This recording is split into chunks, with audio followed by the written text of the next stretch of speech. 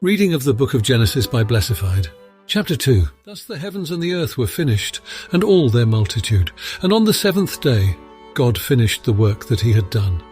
And he rested on the seventh day from all the work that he had done. So God blessed the seventh day, and hallowed it, because on it God rested from all the work that he had done in creation. These are the generations of the heavens and the earth when they were created, in the day that the Lord God made the earth and the heavens, when no plant of the field was yet in the earth, and no herb of the field had yet sprung up. For the Lord God had not caused it to rain upon the earth, and there was no one to till the ground. But a stream would rise from the earth and water the whole face of the ground.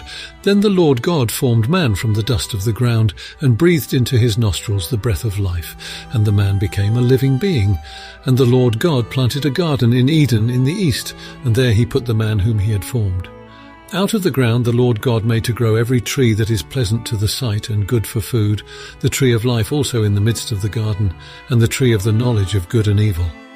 A river flows out of Eden to water the garden, and from there it divides and becomes 4 branches. The name of the first is Pishon. It is the one that flows around the whole land of Havilah, where there is gold, and the gold of that land is good. Bdellium and onyx stone are there. The name of the second river is Gihon. It is the one that flows around the whole land of Cush.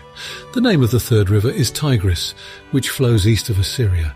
And the fourth river is the Euphrates. The Lord God took the man and put him in the Garden of Eden to till it and keep it.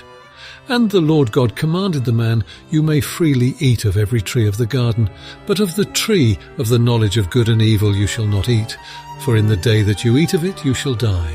Then the Lord God said, "It is not good that the man should be alone. I will make him a helper as his partner." So out of the ground the Lord God formed every animal of the field and every bird of the air, and brought them to the man to see what he would call them. And whatever the man called every living creature, that was its name. The man gave names to all cattle, and to the birds of the air, and to every animal of the field. But for the man there was not found a helper as his partner. So the Lord God caused a deep sleep to fall upon the man, and he slept. Then he took one of his ribs and closed up its place with flesh. And the rib that the Lord God had taken from the man he made into a woman, and brought her to the man. Then the man said, "This at last is bone of my bones, and flesh of my flesh. This one shall be called woman, for out of man this one was taken." Therefore a man leaves his father and his mother, and clings to his wife, and they become one flesh.